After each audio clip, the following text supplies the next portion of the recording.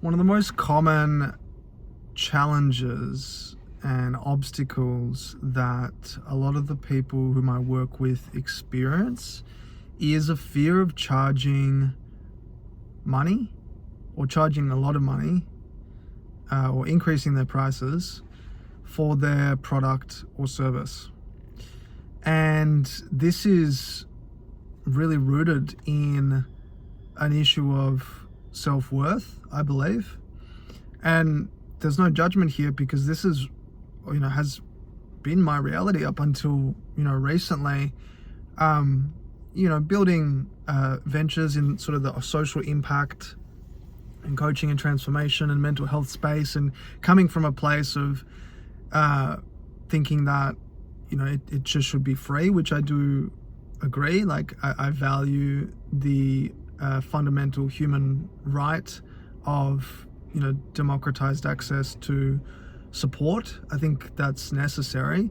At the same time, though, I had to wrestle with that against the low self-worth that I was dealing with, and using that as a, an excuse not to charge, thinking that, why would anyone pay for what I'm building? Because I'm probably not that good enough compared to some of the other bigger players out there, which are some of the things that you might be thinking about as well, to transforming your own lived experiences and expertise into a venture or into a vehicle or a vessel to support and to create value in the world, and feeling like, man, who am I to charge money for this? Like, I'm just a newbie in the marketplace, and you're not alone, right? Like I said, this is something that I wrestled with for such a long time, and I just ended up pricing myself very low, and effectively, firstly struggling a lot, because it's difficult to keep the lights on if you're not charging much. Secondly, there's little emotional investment from those who I was working with, because there wasn't that much skin in the game. They weren't willing to commit and show up fully, and completely engage in the process of working together, because frankly they weren't paying that much. And thirdly, it just reified my own poor sense of self-worth. Like, not many people want to work with me or pay a lot of money, because I'm not good enough, and I'm gonna keep my prices low, which effectively completes that vicious cycle of low self-worth.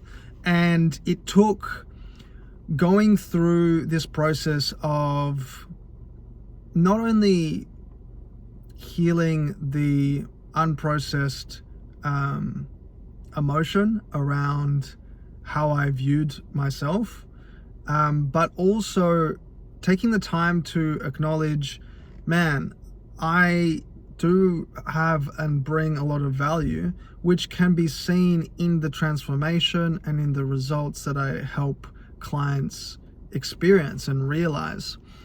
And when I started to see my work through the lens of how it was helping others, it started to catalyze this cascade of reaction in building my confidence and sense of self-respect, and realizing, hey, like, what I'm building actually is making a difference. It is helping other people. I deserve to be well compensated for it, so that I can grow my impact and help even more people. And so, as straightforward as that sounds, it is like a really subtle distinction and mindset shift, which in many ways helped validate that what I was doing deserved to be exchanged for value, for money. And as a result of helping clients and others experience greater transformations in their general sense of confidence or magnetism or revenue or discipline or self-worth, and seeing how it radiated and positively impacted the people in their lives, and how they were starting to say, like, I can't believe that you're only charging this much. Like, all of these things started to reify that, I deserve to be well compensated for what I do.